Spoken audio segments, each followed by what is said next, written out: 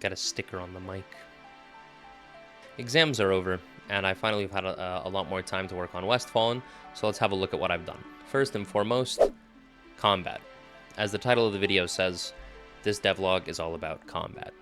So, what did I do? First, if you remember, or if you've played the version of the game that's out on Steam, you'll know that combat is a bunch of left-clicking in combination with dodging or rolling and some abilities. And to me, while that was a very great way to learn gameplay ability systems and is fun, it isn't as engaging as I'd like it to be. And I also want to bring some inherent difficulty through the combat system. So, how do we do that? Well, the first idea I had that came to mind was maybe combat styles or combat classes similar to like you'd be playing Team Fortress 2, but as an RPG. In which, you know, this class has this weapon, this class has this weapon, these abilities, and so on. And while I would like to explore abilities influencing gameplay, that's not what I think is going to do it for my game. What I think, and what I've decided on in the end as well, is that combos, like they have in fighting games, would be really cool, where you can chain moves to swing a sword a certain way, and then maybe you can throw in an ability, or maybe once you hit all four in a row, you get a buff or something. Something that rewards memorizing the attack patterns on a weapon.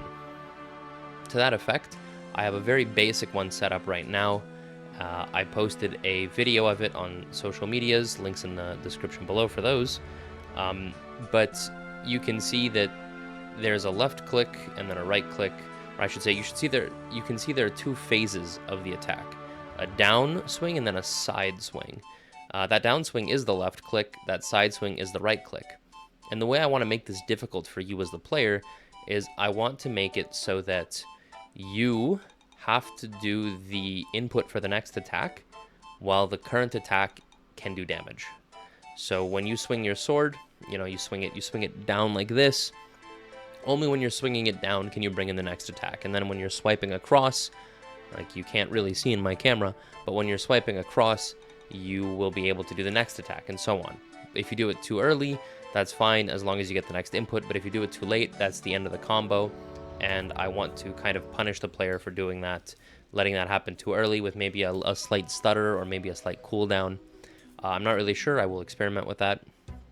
But yeah, so that's the plan for combat. Now, in addition, I was thinking about how can I incorporate abilities and magic and ranged in, and I think that the simplest thing would be to just let you always have a sword, and that sword, or whatever main hand / two-hand weapon you have, or sword and shield, whatever combination you like, will have a certain combination of inputs. So, you might have a sword and a shield, and you'll use the sword once, the shield once, the sword again, and so on. But for ranged, I just kind of want you to either have some kind of range weapon equipped or just something very, very basic, because I don't want to make it so easy to play the game all at distance. I want you to be up in their faces to interact with that mechanic I just spoke about with the chaining inputs. And then for abilities, I am going to leave that for a later date, but what I'm thinking right now is that I'm going to have some kind of either skill tree or progression that'll let you unlock abilities and kind of put them together how you want, so that while you only have a certain amount equipped, you can pick what those are. As well, I've worked on the AI that you'll encounter in the game. In the game, you'll encounter all kinds of AI, from, the cows on a farm that don't really care that you're there, and they just kind of wander about aimlessly, all the way to boss enemies that have phases and they have voice lines and all this stuff. So I need to figure out a way to make it a lot easier this time around to implement their abilities. Because in the past, I was granting them gameplay abilities and calling them, and I had to modify code that I didn't write to do things that were really awkward and roundabout. And I was thinking about this in class before exams, and I realized that I can actually just do all of this on the animation montage. And so I did, and it works perfectly. It is exactly what I was looking for, and there's none of the funny stuff. And I can use all the same gameplay effects, gameplay cues from before, without having to use the gameplay abilities in that chain. You can see here the enemy attacks me just fine without the gameplay ability granted to them, and that my health, as you can see in the corner, goes down.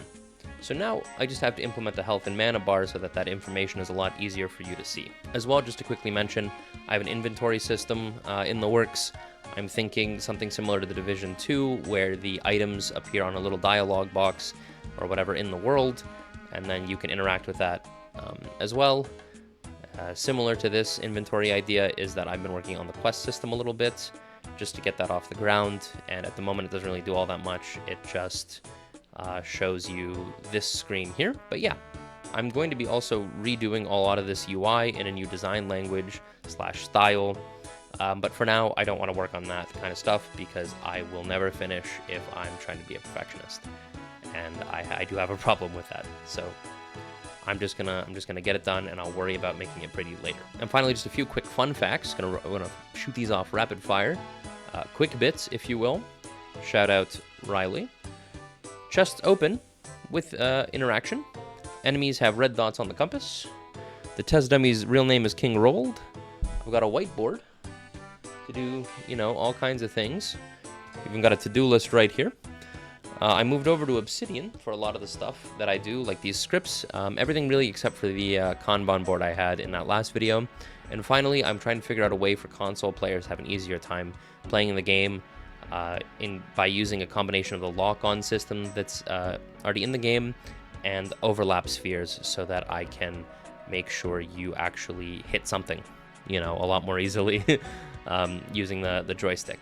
So yeah, stay tuned for next time when I invent magic, fire, and a new to-do list. Thanks for watching.